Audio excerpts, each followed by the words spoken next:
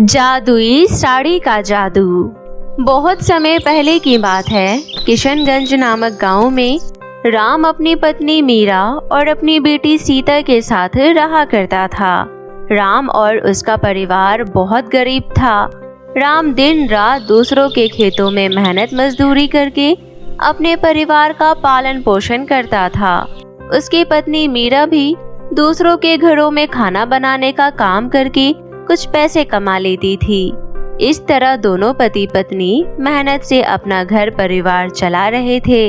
लेकिन कभी कभी काम ना मिल पाने के कारण राम और उसके परिवार को कई कई दिनों तक खाने पीने की कमी हो जाया करती थी।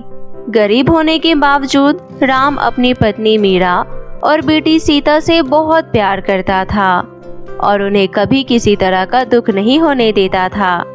इस तरह वे लोग हंसी खुशी अपना जीवन व्यतीत कर रहे थे। लेकिन एक दिन अचानक खेतों में काम करते हुए राम के ऊपर ट्रैक्टर चढ़ जाने की वजह से उसकी मृत्यु हो जाती है।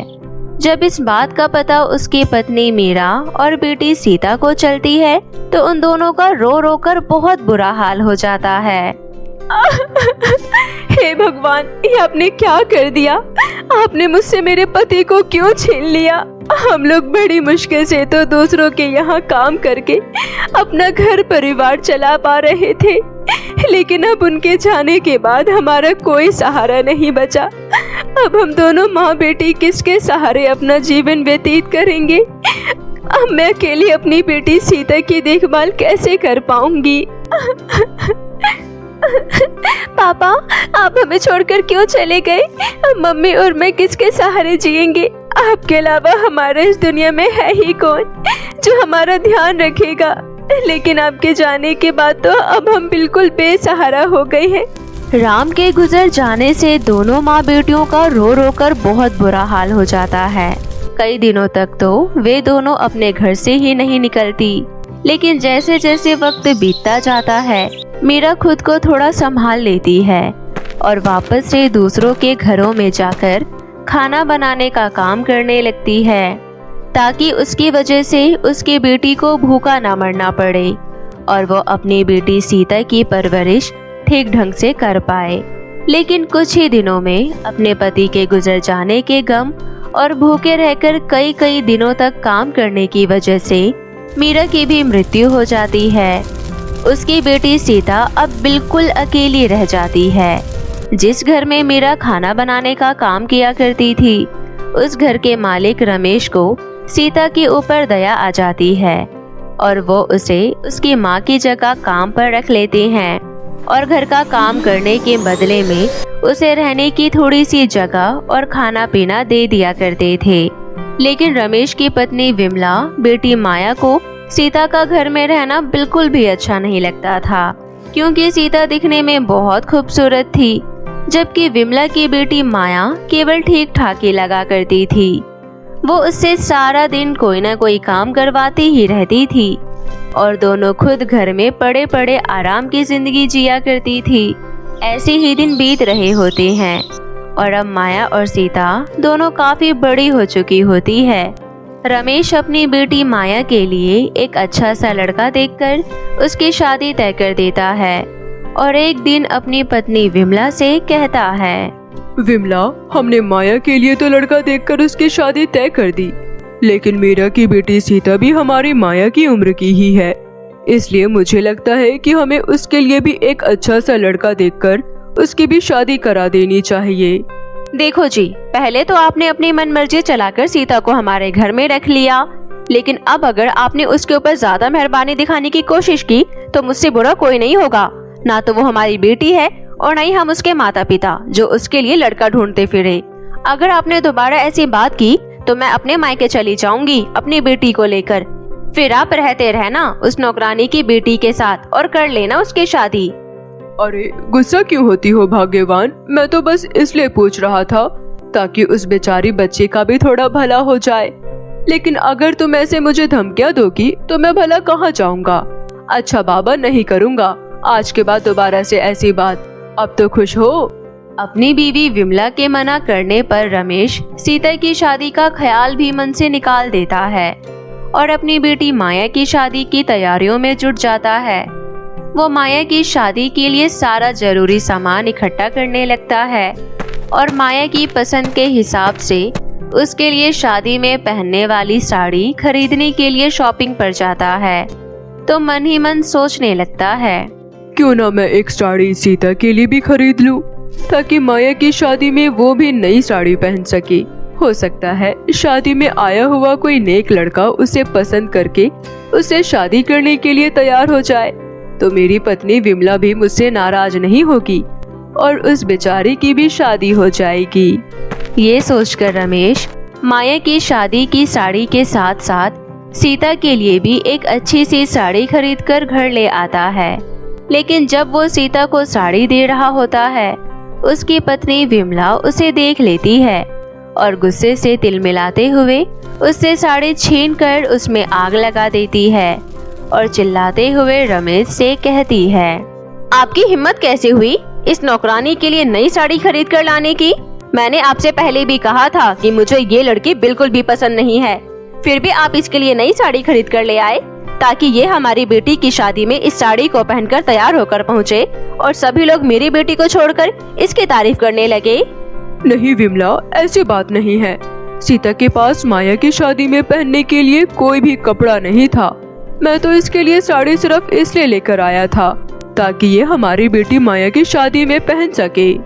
हाँ तो अच्छा ही है ना अगर ये हमारी बेटी की शादी में ना आए, क्योंकि एक तो पहले ही ये हमारी बेटी से इतनी ज्यादा खूबसूरत है और अगर कहीं ये नई साड़ी पहनकर उसकी शादी में आती है तो इसे देखकर माया को होने वाला पति कहीं माया से शादी करने के लिए मना ही ना कर देता।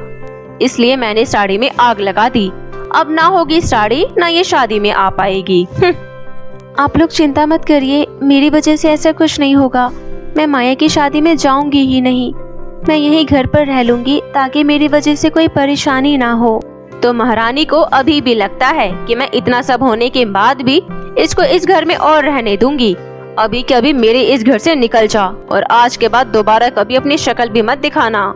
विमला की इतनी जलन भरी बातें सुनकर सीता रोते हुए उनके घर से निकल जाती है और रोते रोते जंगलों में पहुंच जाती है।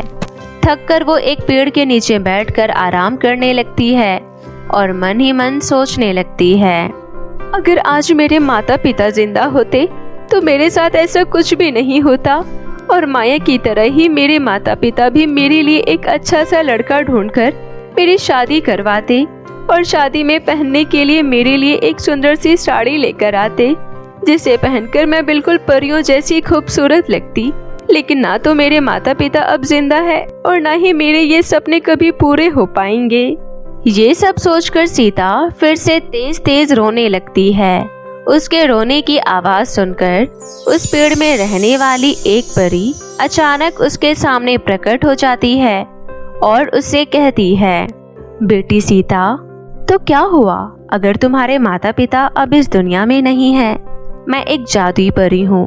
मैं तुम्हें एक ऐसी जादुई साड़ी दूंगी जिसे पहनकर तुम परियों से भी ज्यादा खूबसूरत लगोगी और उस साड़ी को पहनते ही तुम्हारे सामने एक सुंदर सा राजकुमार प्रकट हो जाएगा जो तुमसे शादी करेगा और तुम्हें हमेशा के लिए उस गरीबी से निकालकर अपने महल ले जाएगा जहां वो तुम्हें अपनी रानी बनाकर रखेगा और जीवन में कभी भी तुम्हें कोई कष्ट नहीं होने देगा।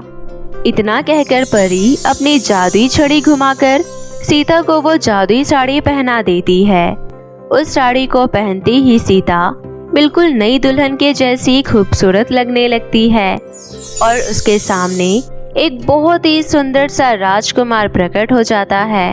वो परी के सामने ही सीता के गले में वरमाला डालकर उससे शादी कर लेता है और फिर सीता को लेकर अपने महल में पहुंच जाता है। वहां सभी सीता और उस राजकुमार का बड़ी धूमधाम से स्वागत करते हैं। उसके बाद सीता और उसका पति अपने शानदार महल में खुशी खुशी अपना जीवन व्यतीत करने लगते हैं। तो दोस्तों, कैसी लगी आपको हमारी ये कहानी? हमें कमेंट सेक्शन में ज़रूर बताएं। बहुत समय पहले की बात है, ब्रिटेन के राजा ओमेंद्र सिंह के घर एक बहुत ही प्यारी राजकुमारी का जन्म हुआ जिसका नाम गौरी था। गौरी जब 5 वर्ष की थी तभी गौरी की माँ का देहांत हो गया। रानी की मृत्यु के बाद राजा ने गौरी की देखभाल के लिए रूपाली नाम की औरत से दूसरी शादी कर ली। रूपाली की पहले से ही एक बेटी थी जिसका नाम डॉली था। रूपाली एक बहुत ही लालची और दुष्ट औरत थी। उसने राजा से विवाह सिर्फ दौलत पाने के लिए किया था। शुरू में तो रूपाली गौरी का ध्यान रखने का दिखावा करती है, लेकिन जैसे जैसे समय बीतता गया वो अपना रंग दिखाना चालू कर देती है। कुछ दिनों बाद राजा की भी मृत्यु हो जाती है। रूपाली को तो इसी मौके का इंतजार था। राजा के गुजरने के कुछ ही महीनों बाद, अरे ओ गौरी की बच्ची, कहाँ मर गई? जी माँ, आपने मुझे बुलाया? हाँ, मेरी बात कान खोलकर सुन ले। मैं यहाँ तेरी सेवा करने के लिए नहीं आई हूँ, बल्कि इस घर पर राज करने आई हूँ। आज से तुम इस घर की राजकुमारी नहीं बल्कि सिर्फ एक नौकरानी हो। नौकरानी, अब चल, अपने ये शाही पोशाक उतार और नौकरों वाले कपड़े पहन ले।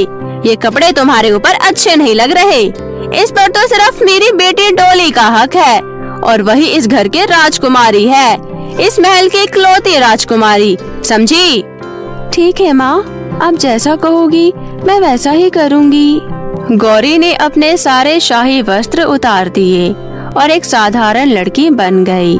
लेकिन रूपाली का इससे भी दिल नहीं भरा। उसने महल के सारे नौकरों की छुट्टी कर दी। सभी नौकरों, ध्यान से मेरी बात सुनो। कल से हमें आपकी जरूरत नहीं, तो कल से आप लोगों को महल में आने की कोई जरूरत नहीं है।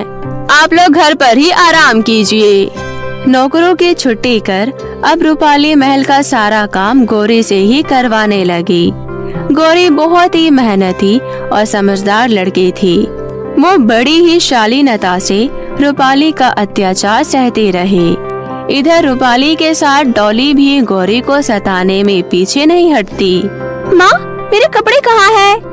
गौरी, तूने डॉली के कपड़े प्रेस नहीं किए क्या? माँ, वो तो मैंने कब का कर दिया।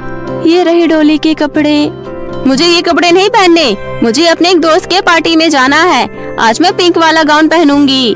अच्छा, 5 मिनट रुको डॉली, मैं अभी पिंक वाला गाउन प्रेस कर देती हूँ।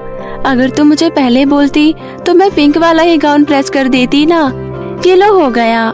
अरे, मैं तो भूल ही गई, मेरी पिंक वाली जूती तो गंदी है। तुम ऐसा करो, मेरा रेड वाला लहंगा प्रेस कर दो और साथ में मेरा सैंडल भी साफ कर देना। गौरी डोली के बताए हुए काम करने लगती है। थोड़ी देर में रूपाली के चिल्लाने की आवाज आती है। अरे ओ गौरी की बच्ची, आज नाश्ता नहीं बनेगा क्या? आज हम सबको भूखे मारने का इरादा है क्या? अभी बनाती हूँ माँ। इसी तरह पूरे दिन दोनों माँ बेटी मिलकर गौरी के नाक में दम कर रखे थे। वे लोग पूरे दिन में 1 मिनट भी गौरी को खाली बैठने नहीं देते। गौरी सुबह 5 बजे ही उठ जाती थी और ये सुबह का समय होता था जिसमें गौरी पूरी तरीके से आजाद होती थी, क्योंकि डोली और रूपाली 11 बजे सोकर उठते थे।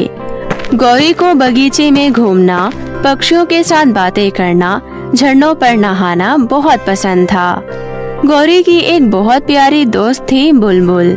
गौरी बुलबुल से अपने दिल की सारी बात बताया करती थी, अपना दुख सुख सब। गौरी, तुम अपनी सौतेली माँ और बहन के खिलाफ कुछ बोलती क्यों नहीं? क्यों उनके जुर्म सहती रहती हो? बुलबुल, वो चाहे जैसे भी हो, वो मेरे अपने हैं। अगर उन्हें मुझे दुख देकर खुशी मिलती है तो मैं इसी में खुश हूँ। और तुम तो जानती हो, मुझे काम करना बहुत अच्छा लगता है। वो अगर गलत कर रहे हैं तो उन्हें एक दिन इसकी सजा जरूर मिलेगी। तुम कभी नहीं सुधरोगी, लेकिन मुझसे अब तुम्हारी ये हालत देखी नहीं जाती। तुम्हारे ये फटे पुराने कपड़े मुझे बिल्कुल भी अच्छा नहीं लगता। ये लो, मेरी तरफ से छोटा सा तोहफा। ये तो लहंगा और सैंडल है बुलबुल। हाँ, और ये मेरी दोस्त गौरी के लिए है।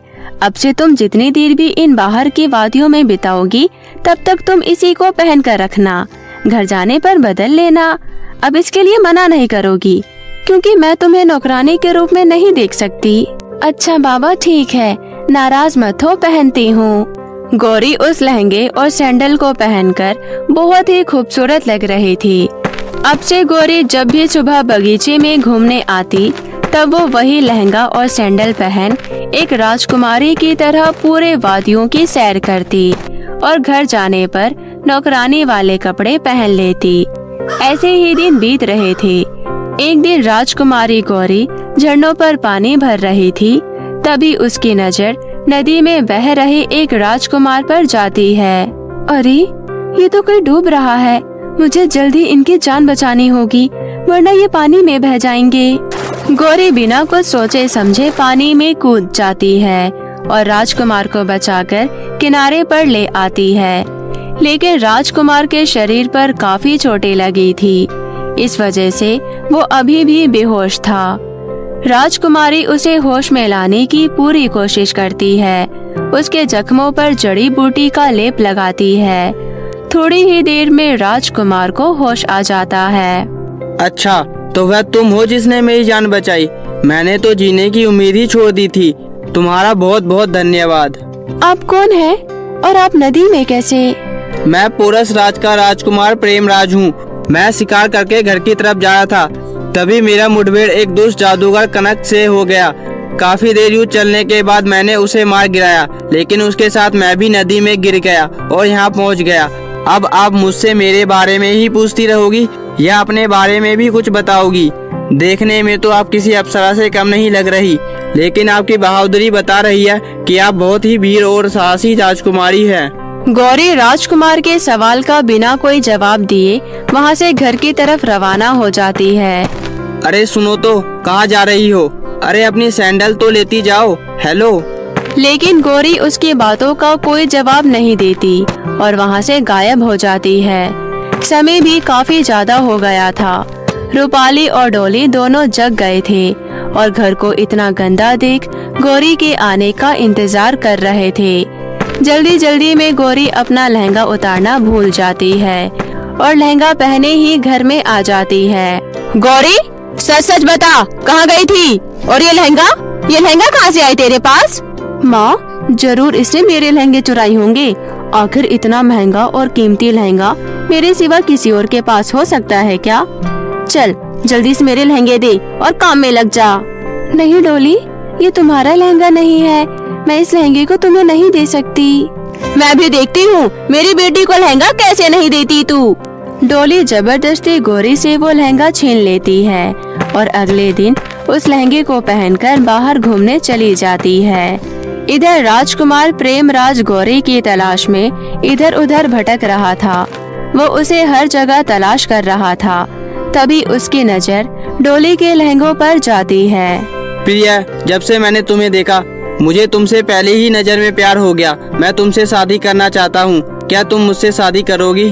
डोली को प्रेमराज बहुत ही ज्यादा पसंद आ जाता है और वो उसके शाही पोशाक को देखकर समझ जाती है कि ये जरूर किसी अमीर राज्य का राजकुमार है।